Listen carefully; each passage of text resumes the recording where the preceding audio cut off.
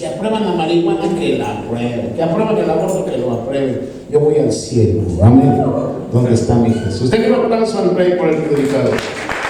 Amén. Gracias. Que Dios bendiga a nuestros pastores, amén. Estamos en un tiempo difícil, ¿está de acuerdo? Y bueno, sí, Cristo viene. Bendito Dios, te damos gracias en esta mañana. Pedimos tu presencia, que seas tú quien tomes el control de lo que vamos a hablar y que la semilla sea sembrada por ti en el corazón de aquellos que anhelan verdaderamente conocer de ti, amarte, acercarse a ti. Y bendito Dios, hágase tu perfecta voluntad. A ti es a quien alabamos, glorificamos y para ti sea toda la gloria. Te lo pedimos por Jesucristo. Amén. ¿Se acuerdan que estábamos tocando temas muy importantes como el del rap? Pues le tengo una buena noticia. Tiene mucho eco, hermano. Se oye mucho eco, mucho eco. Amén. Dice la palabra de Dios en la carta a Timoteo, en la primera carta a Timoteo 4:16. Fíjese bien lo que dice.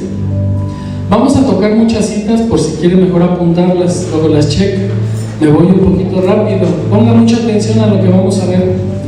Dice este verso: ten cuidado de ti mismo y de la doctrina. Persiste en esto, pues haciendo esto te salvarás. ¿Por qué nos advierte la palabra de Dios que tengamos cuidado con la doctrina? Porque la palabra de Dios, cada quien le puede dar el sentido que quiera. Por eso es importante, como lo hemos aprendido, incluso nuestro hermano José nos lo ha dicho, que hay una forma de interpretar la palabra de Dios, y siempre es yéndose a los usos y costumbres, al tiempo en que Jesús vivió. Y es bien importante, hermano, que usted sepa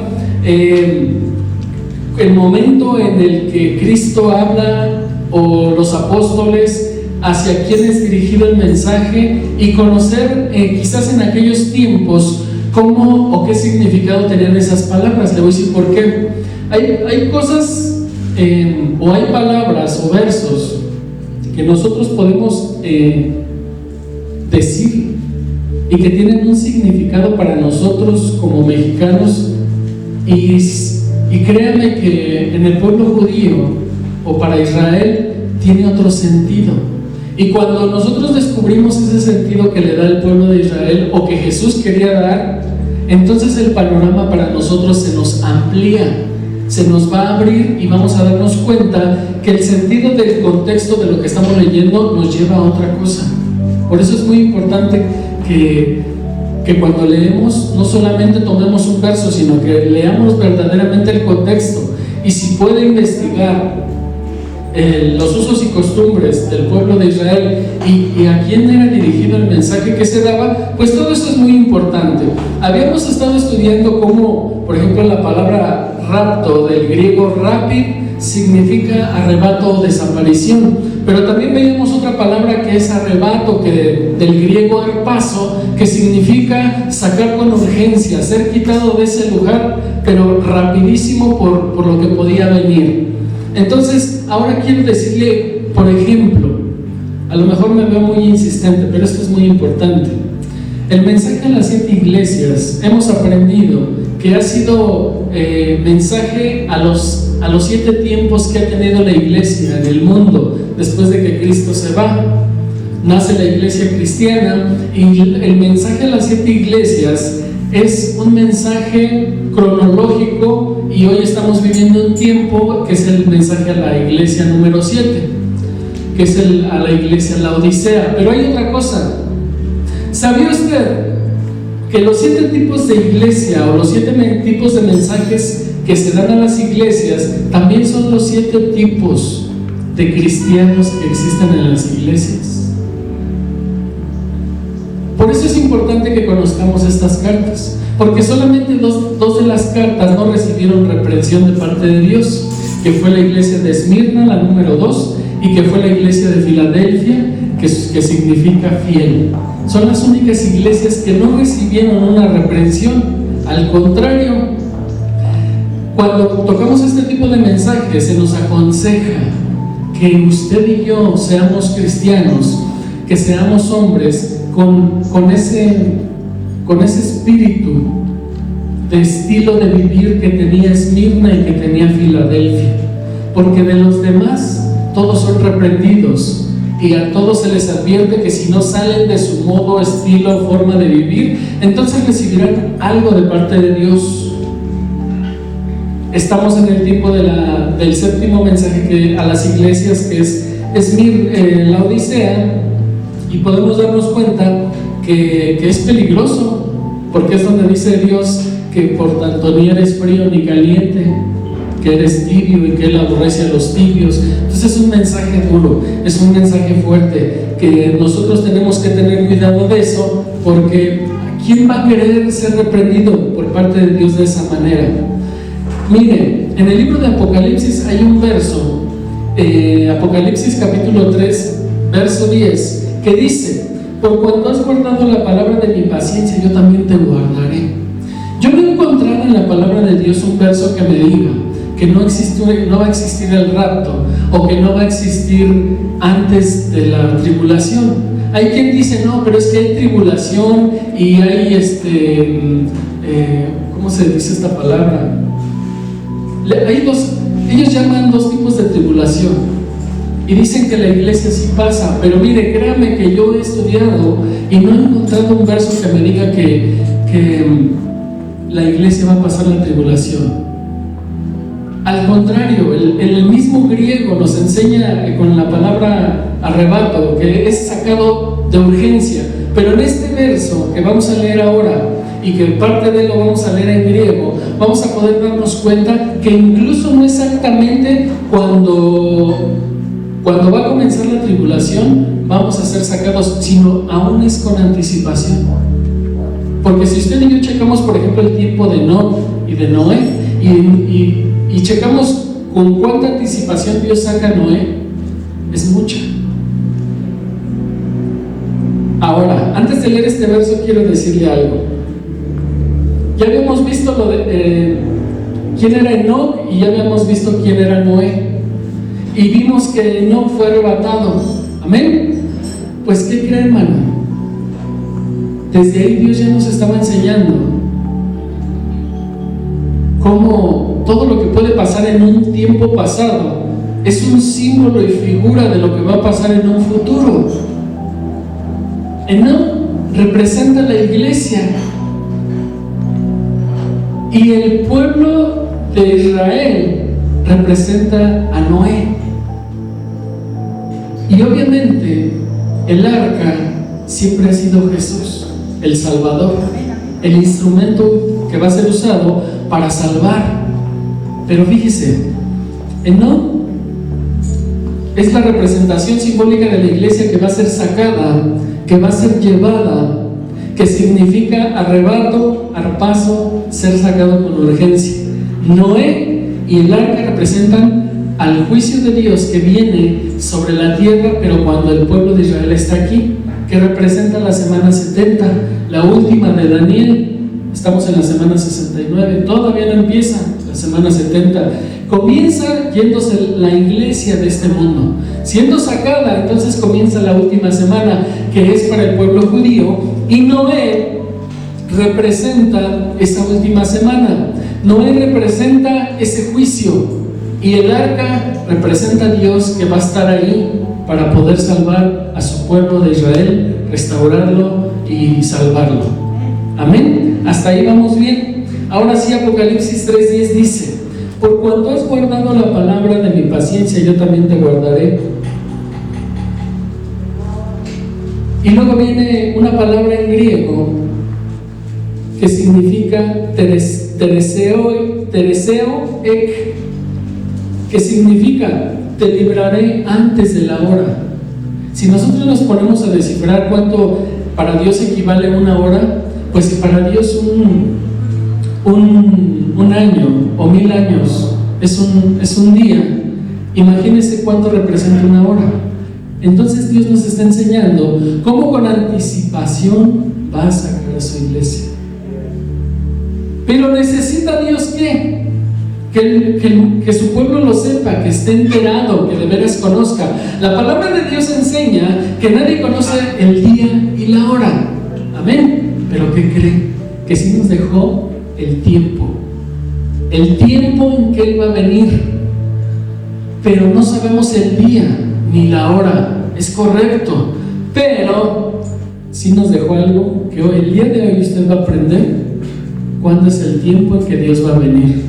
¿Y sabe qué? No lo digo yo, lo dice la palabra y lo dice quien cree, estudiando al pueblo de Israel, descifrando un poco al pueblo de Israel y conociéndolos a ellos para saber qué nos está diciendo Dios.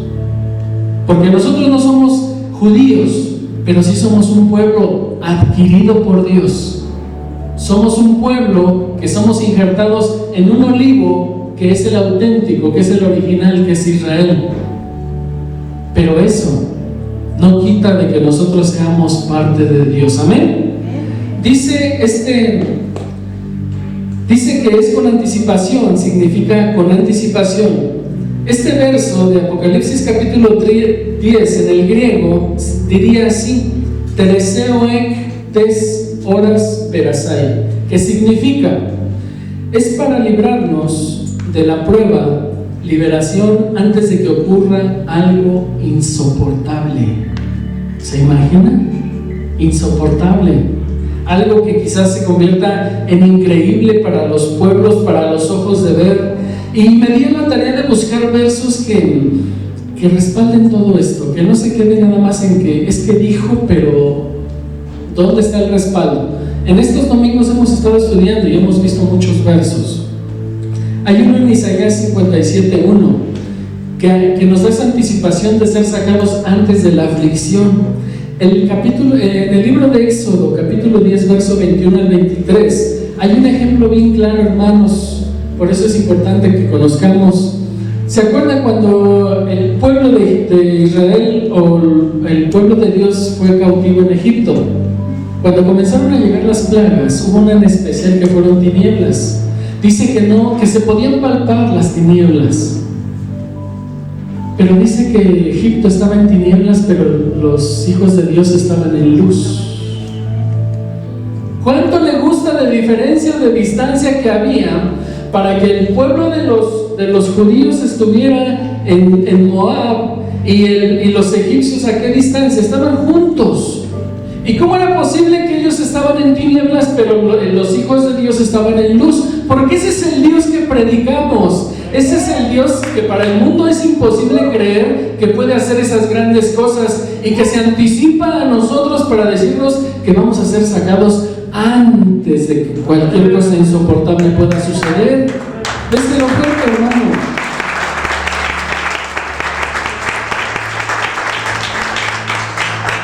Ahora, hay profecías, hay muchos versos, muchos versos. Por ejemplo, el libro de Romanos en el capítulo 8, todo el capítulo 8 de Romanos nos habla de que no existe condenación para los que están en Cristo. Pero entonces tenemos que saber todos y cada uno de nosotros lo que quiere decir estar en Cristo. Los que no andamos conforme a la carne, sino conforme al Espíritu. Pero para los que andamos en Cristo no hay condenación. Y así como este verso, hay otro que nos enseña en el libro de Romanos capítulo 6, verso 23, que la paga del pecado es muerte. El pecado va a traer muerte, mas la dádiva de Dios siempre nos va a traer vida en Cristo Jesús. Y así encontramos Romanos capítulo 5, verso 9, que estando justificados en su sangre, encontramos en la primera carta a Tesalonicenses, y esperamos de los cielos a su Hijo Jesús. Nos empieza a anticipar el libro de Tesalonicenses que Cristo va a venir, que de los cielos, así como Él fue levantado hacia los cielos, de los mismos cielos Él bajará. Pero ahora vamos a ver a qué va a bajar. Hay un verso que para mí es muy importante, que sería casi el fundamento, con otros dos en esta prédica. En la primera carta de Tesalonicenses capítulo 5, versos 2 al 3 dice lo siguiente: porque vosotros sabéis perfectamente que el día del Señor vendrá así como ladrón en la noche. Hasta ahí nos detenemos.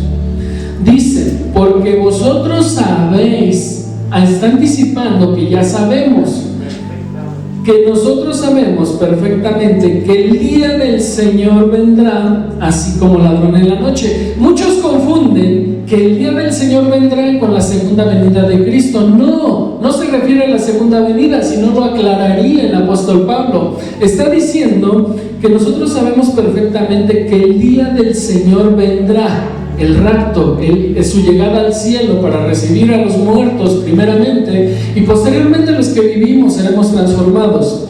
Pero dice que vendrá como ladrón en la noche. Hace como que un mensaje así escondido, como que lo lanza a ver si quién quiere descubrirlo, quién quiere investigar qué significa, y ahí lo deja. Obviamente sabemos que un ladrón, cuando va por algo, pues es rápido. No se mete a la casa, se sirve un cafecito, una conchita y después se lleva lo que quiere. No, él entra, toma lo que quiere tomar y se va. Pero después la segunda parte del verso dice que cuando digan paz y seguridad, esto nos está confirmando que lo que le estoy comentando, hermano, con respecto al arrebato, es verdadero. No es la segunda venida, sino está confirmándonos lo que sigue a continuación, que está hablando del rapto. ¿Por qué? Porque dice que cuando digan paz y seguridad, entonces vendrá sobre ellos destrucción. Cuando Cristo saque a la iglesia, enseguida lo que viene es la tribulación. Un libro al que se le van a quitar 7 sellos, 7 trompetas, 7 copas, juicio, juicio, juicio y juicio. Entonces el verso nos dice, porque vosotros sabemos perfectamente que el día del Señor vendrá así como ladrón en la noche. Que cuando digan paz y seguridad, entonces vendrá sobre ellos destrucción repentina, como los dolores a la mujer encinta. Amén.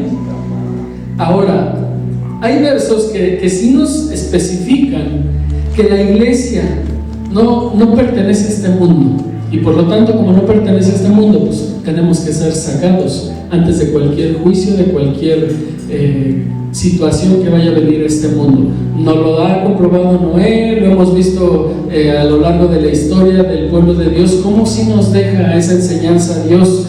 Y existen versos, por ejemplo, Filipenses capítulo 3:20, dice que nuestra ciudadanía está en los cielos, no pertenecemos a este mundo.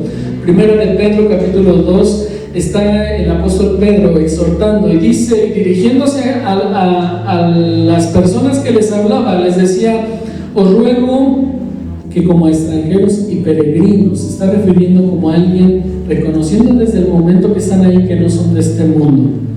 Tenemos Colosenses donde nos dice, si puedes haber resucitado con Cristo, buscar las cosas de arriba donde está Cristo. En el libro de Mateo capítulo 5, verso 19, dice, no hagas tesoros en la tierra, donde la polilla y el ladrón corrompen y el orín. Dice más bien, hacéis tesoros en los cielos, donde ni el ladrón puede hurtar, ni el orín ni puede corromper. La primera carta a Juan, en el capítulo 2, verso 15, dice que no ames al mundo ni las cosas que hay en el mundo. Aquí podemos ver cómo es importante que no pertenecemos a este mundo. Otra confirmación más. Aclaro, una confirmación más de que la iglesia es sacada, que no pasa la tribulación, es que a partir del capítulo 6 de Apocalipsis hasta el capítulo 19 de Apocalipsis, la iglesia no es mencionada en los juicios. Y si no es mencionada es porque ya fue sacada. Ahora, ve el candelabro que está aquí enfrente. Este candelabro tiene una representación muy grande, muy hermosa. Simple y sencillamente el menorá, se llama menorá. Simple y sencillamente el menorá representa a Dios, así. Pero dentro de todas esas representaciones que tiene, simbólicas en la palabra de Dios, hay una muy en especial. Si usted se da cuenta, tiene siete velas, pero en el centro hay una, es un centro. Una de las representaciones dice que ese centro es Dios, fundamento del primer arco que representaría a la familia, la iglesia y la sociedad. Esa es una de tantas representaciones simbólicas. De esa no le voy a hablar hoy. yo quiero que hoy usted aprenda algo que para el pueblo judío es muy importante y que para usted y para mí debería de ser, y más estudiarlo, y más conocerlo, porque de ahí depende nuestra salvación. Ahora, las primeras tres velas que usted puede ver se llama primer año nuevo religioso y representa 3 fiestas judías. La primera es Pascua, la segunda es el pan sin levaduras y la tercera se llama primicias. Son 3 fiestas que nuestro Señor Jesús cumplió cuando vino.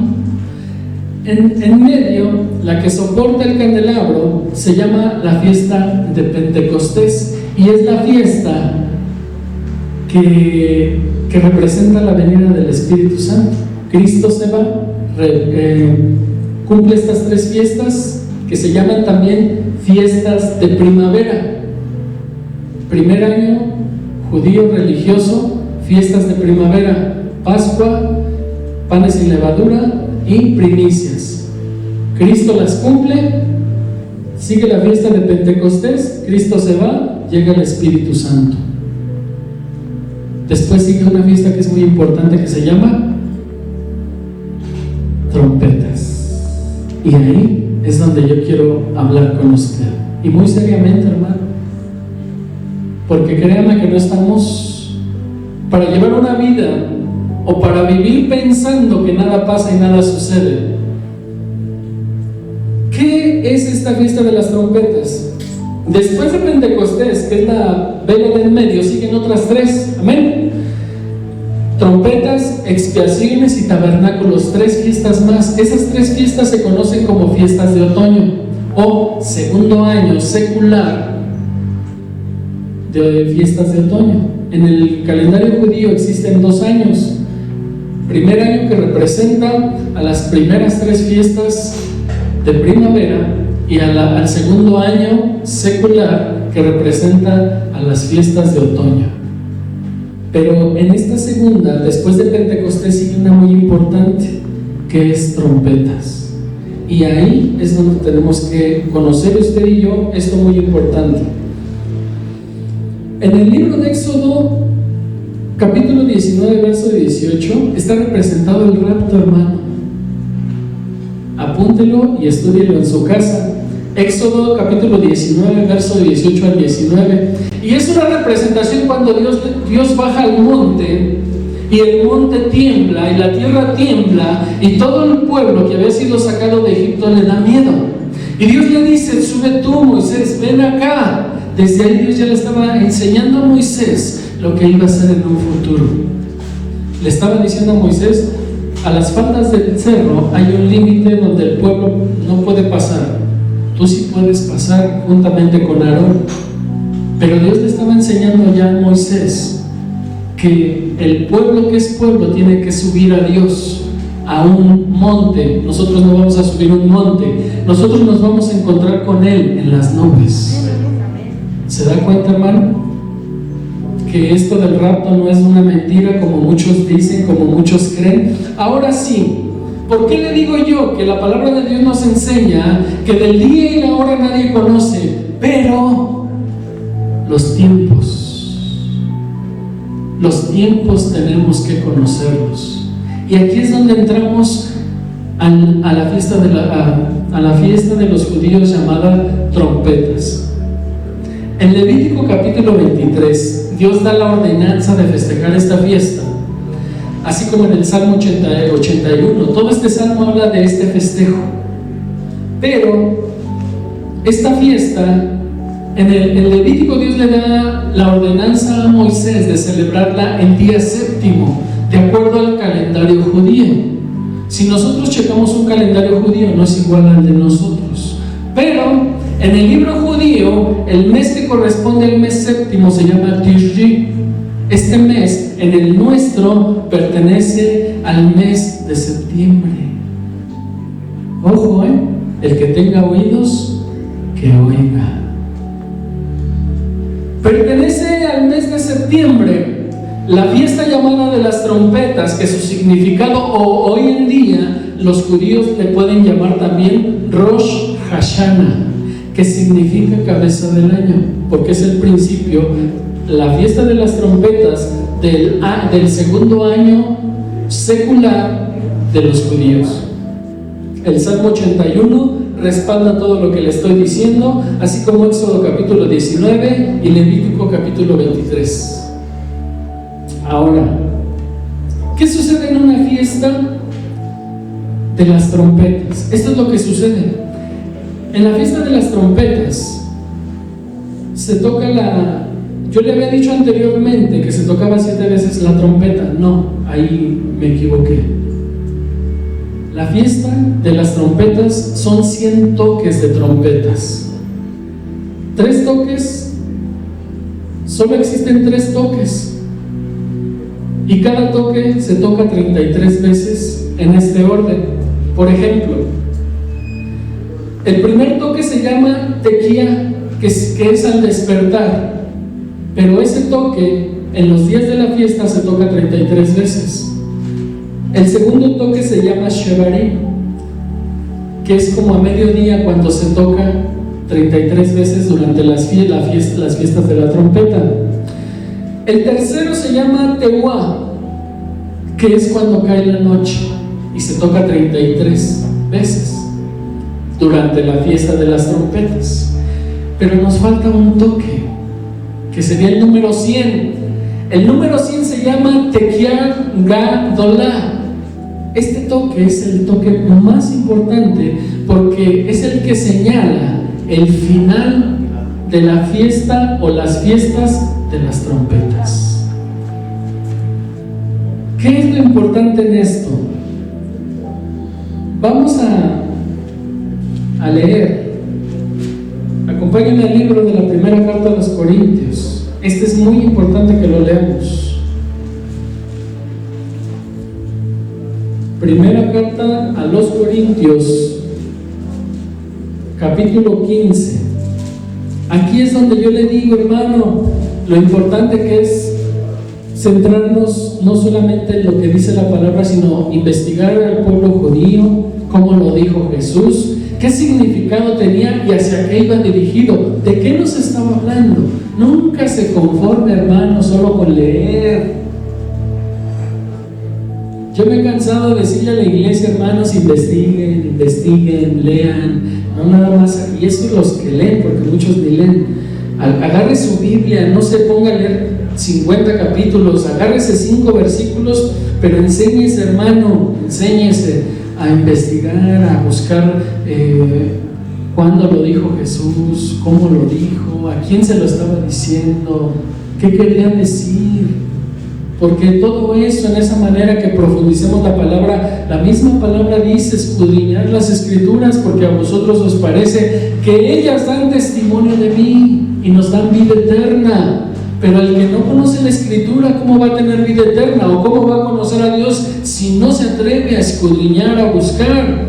Entonces dice el verso primera carta a los Corintios, capítulo 15, verso 51, fíjese bien, dice: he aquí os digo un misterio. Desde aquí ya nos está diciendo que es un misterio. Cuando la palabra de Dios habla de un misterio, está diciendo, atrévete a descifrarlo. No te vayas nada más con lo que vas a leer. Atrévete a descifrar este misterio. Investígalo. No todos dormiremos, pero todos seremos transformados. Cuando el verso comienza diciéndonos esto, ya nos está diciendo, ya nos está anticipando que el misterio del que nos está hablando es del arrebato. Porque es en el único donde dice que no todos dormiremos. Es el único evento donde los que estén vivos no van a dormir, pero dice que seremos transformados. Aunque estemos vivos, seremos llevados, pero transformados en el aire. El cuerpo mortal se quedará y Dios nos dará un espiritual para podernos encontrar con Dios. El misterio ya no lo empezó a revelar, pero dice el verso 52, en un momento y en un abrir y cerrar de ojos, a la final trompeta. ¿Cuál trompeta? ¿Se acuerda que nos faltaba una trompeta? Esa trompeta es la que está hablando la palabra de Dios. No está hablando de las 7 trompetas del libro de Apocalipsis, que son juicios.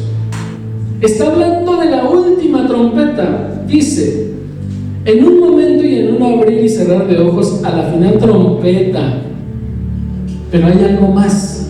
Dice, en un momento, en un abrir y cerrar de ojos.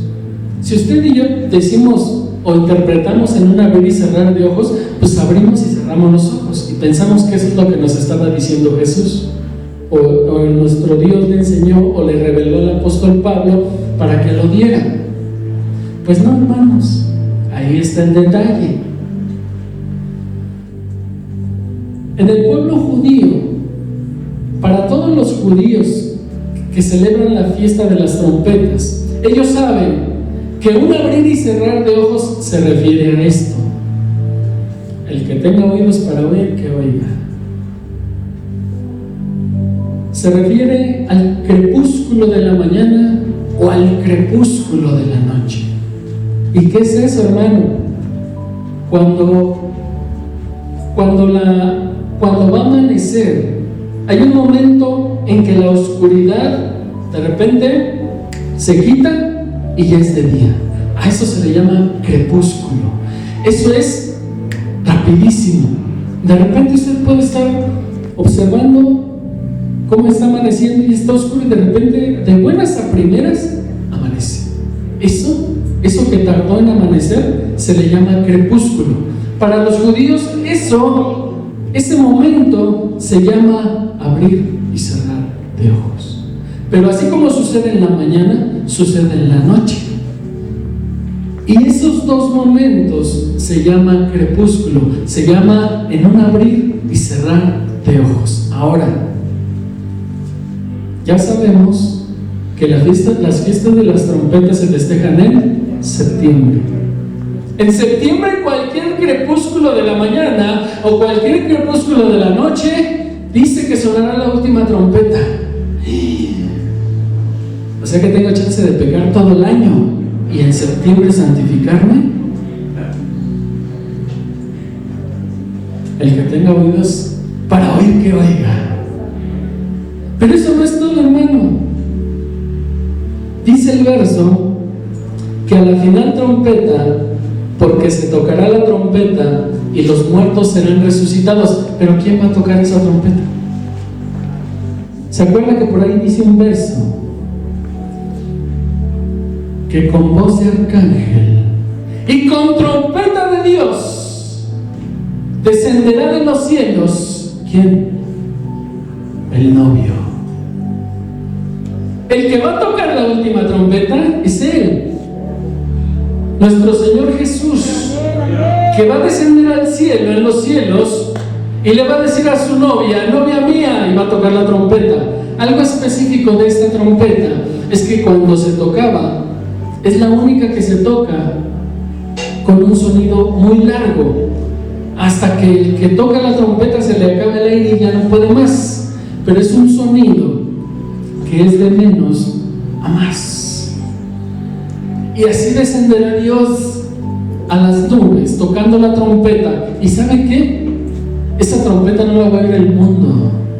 Esa trompeta solamente la va a escuchar para los que no hay condenación, para los que viven en Cristo, para los que aman a Cristo, para los que caminan y buscan. Para ellos es para quien esa trompeta se va a escuchar, porque va a ser el llamado y el anuncio de ¡hey! ¡Vámonos!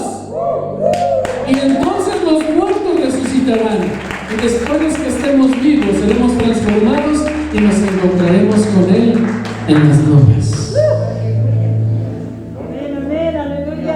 Imagínense, hermanos, si no nos ponemos a investigar a los judíos, ¿cómo vamos a saber?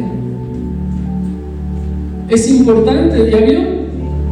Entonces no solamente tenemos que agarrar la Biblia y ponernos a leer, hay que investigar, hermanos, que su vida sea una vida no solo de estudio en la palabra, sino de investigación. Dios no nos está diciendo el día y la hora tampoco, pero sí nos está diciendo en qué fiesta, porque cronológicamente Él cumplió ya 3 fiestas. Y después se fue y vino la fiesta de Pentecostés y vino su Santo Espíritu como promesa para usted y para mí, y el Espíritu Santo sigue aquí. Pero sigue la fiesta de las trompetas, y ahí es donde Dios nos dice: abusados. ¿Qué más quiere? Dios ya nos dijo el tiempo, ya nos dijo que puede ser en un abrir y cerrar de ojos, en el crepúsculo de la mañana, en el crepúsculo de la tarde. En uno de esos dos momentos la iglesia se va. Porque en uno de esos dos momentos, en un septiembre, no sé si de qué año, pero Dios suena la trompeta y nos vamos. Usted sabrá cómo vive los demás meses.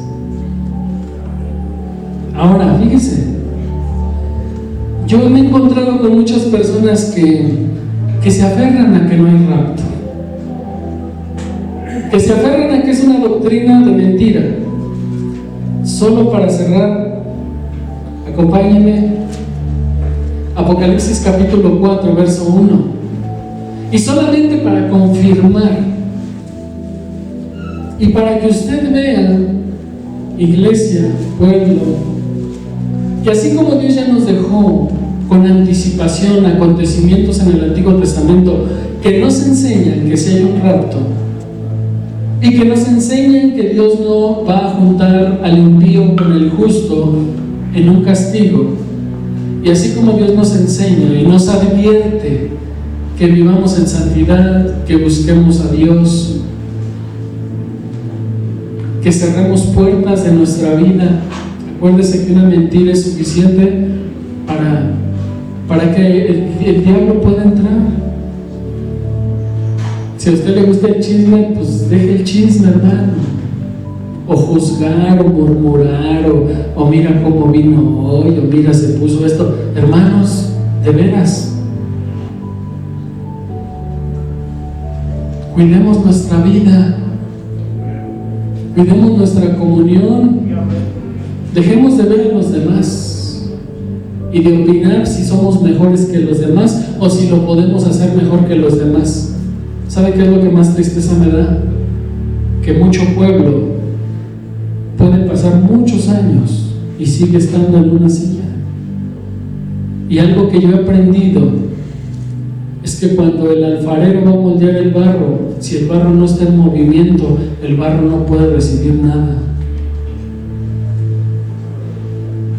Cuando el barro llega a la rueda, es porque Dios ya lo sacó de donde está el barro, ya lo limpió, le quitó la impureza, pero Dios lo pone en la rueda. Pero si el barro no quiere moverse, es como si Dios dijera: pues yo te quiero dar, pero si tú no quieres recibir, pues ¿cómo te doy? Si no te... Es importante que usted se mueva en la obra de Dios. ¿Cómo no sé? Que Dios le muestre, le diga, le enseñe, pero hay que trabajar para que usted pueda recibir bendición, para que usted pueda tener un don, para que usted pueda desarrollar algo que lo pueda llevar a anunciar a Jesús y que Jesús reciba toda la gloria. Apocalipsis capítulo 4 verso 1 dice: después de esto miré y he aquí una puerta abierta en el cielo. Está hablando el apóstol Juan cuando es llevado al cielo. Dice: y la primera voz que oí, ¿como qué? Como de trompeta, hablando conmigo, dijo: sube acá y yo te mostraré las cosas que sucederán después de esta. ¿Qué estaba pasando ahí? Dios le estaba enseñando al apóstol Juan el arrebato. El apóstol Juan está representando aquí a la iglesia, como en el tiempo pasado Enoc representó a la iglesia, pero ahora en un futuro Dios le está diciendo a Juan: ven y sube acá.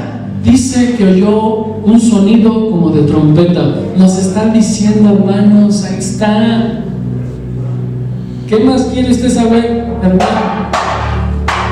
Han sido varios domingos donde hemos hablado el mensaje que Dios nos ha dado para dar, y no nos queda más que decir: hermanos, cada quien es responsable de su salvación. Nosotros cumplimos con dar el mensaje, enseñarle, y pedimos a Dios que cautive su corazón, que cautive su vida, para que le sirva, para que le siga, para que se acerque a Dios y para que pida perdón, hermano. Si algo va a cambiar nuestras vidas es arrepentirnos de nuestro pecado, porque todos sabemos que Dios es Dios, pero ¿qué nos hace falta? Arrepiéntase de su pecado, y el pecado que mora en usted, échelo fuera. No viva con él, no puede vivir con un pecado, con el pecado. busque las cosas de arriba, donde está Cristo y de donde estamos esperando a nuestro Salvador. Bendito Dios, te damos gracias en esta hora y queremos pedirte perdón en este momento, porque sabemos, bendito Dios, que tu venida está pronta. Sabemos que tú nos avisas y nos adviertes de lo que vas a hacer, y te damos gracias por avisarnos, porque así lo hiciste con nuestro padre Abraham, y le avisaste cuando ibas a destruir Sodoma y Gomorra, y él intercedió por los suyos. Así nosotros intercedemos por los nuestros, pidiéndote que los que aún no conocen, y donde quiera que estén, que tú mandes a alguien, Señor, que les pueda hablar de tu palabra. Ten misericordia de nosotros, Señor. Perdónanos, porque nosotros podemos ver lo que se avecina, y muchos no lo ven, y muchos van a caer y van a quedar ahí.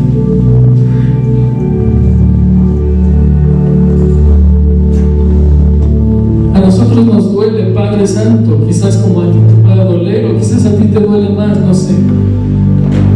Pero si tú pones este sentir en nosotros, es porque tú eres quien lo pones. Y porque nos duele ver el mundo y lo que pasa y lo que sucede, y peor que el pueblo, tu pueblo, endurece sus oídos y pareciera que estamos hablándole a nada, Señor. Pero ahí están, son tuyos. Tú sabrás. Ten misericordia de nosotros y perdónanos, Padre Santo. Ayúdanos a ser mejores y a vivir más como tú. Y que a ti sea la gloria, Señor, por los siglos de los siglos. Amén.